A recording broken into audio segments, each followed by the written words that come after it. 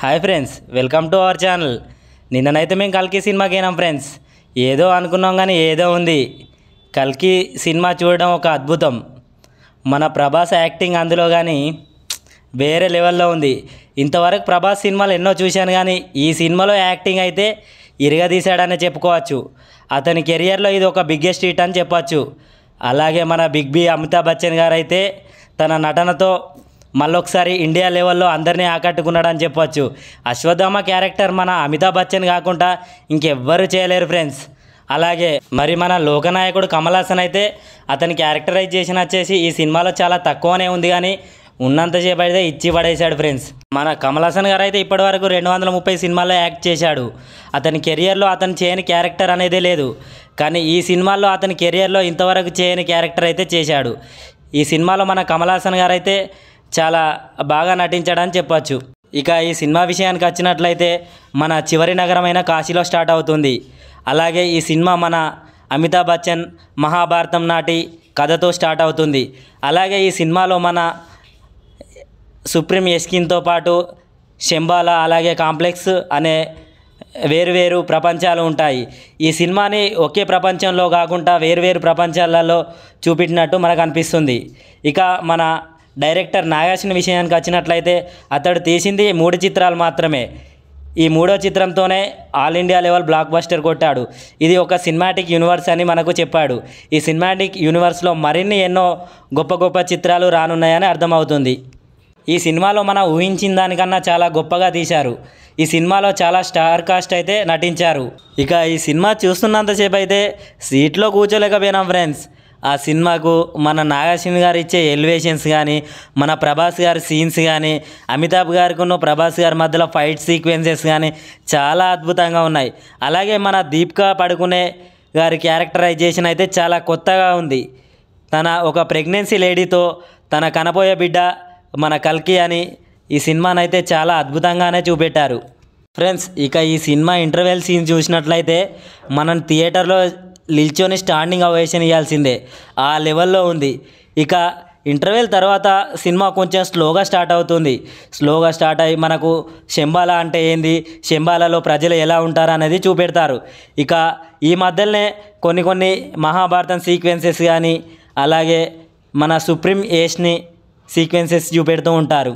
ఇక ఈ cinema climax చూసినట్లయితే ఒక డైలాగ్ గుర్తుకొస్తుంది భయ్య, ఈసారి ప్రిపేర్ అయ్యాచ్చా చూసుకోండి అనే డైలాగ్ ఉంటుంది భయ్య. బీభత్సంగా ఉంటుంది. మన హీరో బుజ్జిని ఆ ట్రాన్స్ఫార్మర్స్ మాదిరిగా రోబోలాగా చేస్తాడు చూడండి. ఆ ఫైట్ అశ్వత్థామకును చిట్టి మధ్యలో జరుగుతుంది. ఆ ఫైట్ చూస్తుంటే బీభత్సం అని చెప్పుకోవచ్చు. నేను ఇది ఒక తెలుగు సినిమా అని వెళ్ళాను థియేటర్కి ఫ్రెండ్స్.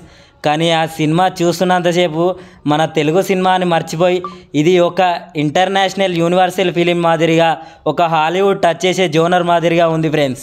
ఇక ఈ సినిమా క్లైమాక్స్లో అక్కడక్కడ మహాభారతం సీక్వెన్స్ చూపెడతారు ఫ్రెండ్స్. నేనైతే సీట్లో కూర్చోలేకపోయినా. ఆ సీన్స్ చూస్తున్నంత వరకు గూస్ బాంబ్సే. ఇక రాజమౌళికి అయితే కాంపిటీషన్ ఇచ్చినట్లే. అతని కెరియర్లో బిగ్గెస్ట్ మూవీ అంటే మహాభారతం అని చెప్పాడు. అతను తీయాల్సిన మూవీ. అతనికి మన నాగార్జున అయితే చాలా గట్టి పోటీ ఇచ్చాడని చెప్పుకోవచ్చు. బాహుబలి తర్వాత ప్రభాస్ రేంజ్ సినిమా అంటే ఇది. ఇలాంటి సినిమా ప్రభాస్ కెరియర్లో మరొక అద్భుతం అనే చెప్పుకోవచ్చు. స్టార్ అంటే రెబలేరా, రెబల్ అంటే రాజేరా, ఈ పదం ప్రభాస్కే వర్ధిస్తుంది ఫ్రెండ్స్. బాహుబలి సినిమాతో ఫ్యాన్ ఇండియా స్టార్ అయిపోయాడు. ఇక ఈ సినిమాతో గ్లోబల్ స్టార్ అయిపోయాడనే చెప్పుకోవచ్చు. ఈ సినిమా చూస్తుంటే హాలీవుడ్కి మొట్టమొదటిసారి ఒక తెలుగు ఇండస్ట్రీ పోటీ ఇచ్చిందనే చెప్పచ్చు. ఈ సినిమాలో ముఖ్యంగా మనం మాట్లాడుకోవాల్సిన విషయం డైరెక్షన్ బ్రో. నాగార్జున మామ ఏం తాయి తీశాడో ఈ సినిమా కానీ వీర లెవెల్ అన్నట్టే. ఈ సినిమా చూస్తున్నంతసేపు నాకైతే ఈ విఎఫ్ఎక్స్ కానీ ఆ గ్లిమ్స్ కానీ ఆ గ్రాఫిక్స్ కానీ ఎక్కడ ఈ ఒక గ్రాఫిక్స్ అని అనిపించలేదు. ఆ సినిమా చూస్తున్నంతసేపు ఒక వరల్డ్లోకి వెళ్ళినట్టయితే చాలా అద్భుతంగా ఉంది ఫ్రెండ్స్. ఇలాంటి గ్రాఫిక్స్ ఇంగ్లీష్ సినిమా వాళ్ళైతే కొన్ని వేల కోట్లు పెట్టి తీస్తారు. అలాంటి ఈ సినిమాని మన నాగార్జున గారు జస్ట్ అంటే 600 crores మనకు గొప్ప స్క్రీన్ ప్లే ఇచ్చాడని చెప్పుకోవచ్చు. ఇక ఈ సినిమాలో యాక్ట్ చేసిన ప్రతి యాక్టర్ బ్రో మ్యాక్సిమం ఈ సినిమా ఇప్పటివరకు చాలామంది చూసే ఉంటారు. చూడని వారికి నేను ఒకటే మాట చెప్తున్నా, మళ్ళీ ఇలాంటి సినిమా నాగా సినిమా తీద్దామనుకున్నా ఇలా వస్తుందో రాదో ఫ్రెండ్స్. చూసేయండి, టికెట్లు తొందరగా బుక్ చేసుకోండి. ఈ సినిమా ఒక విజువల్ వండర్ అని చెప్పుకోవచ్చు. ఎవరెవరైతే చూడని వాళ్ళు ఉంటారో తొందరగా వెళ్ళి చూసేయండి విత్ యువర్ ఫ్యామిలీస్. అందరూ చూడవచ్చు ఈ సినిమాని, ప్రతి ఒక్కరు. ఇలాంటి సినిమాని థియేటర్లోనే ఎక్స్పీరియన్స్ చేయాలి బ్రో, మళ్ళీ ఇలాంటి సినిమా రాదు. ప్రతి ఒక్కరు బుక్ చేసుకోండి, తొందరగా చూడండి. అలాగే మా రివ్యూ ఎలా అనిపించిందో మీరు కామెంట్ చేయండి ఫ్రెండ్స్. అలాగే సినిమా చూసి ఉంటే సినిమా ఎలా ఉందో, అలాగే చూడని వాళ్ళు మా రివ్యూ ఎలా ఉందో కామెంట్ చేయండి. అలాగే మా ఛానల్ని సబ్స్క్రైబ్ చేసుకోండి ఫ్రెండ్స్.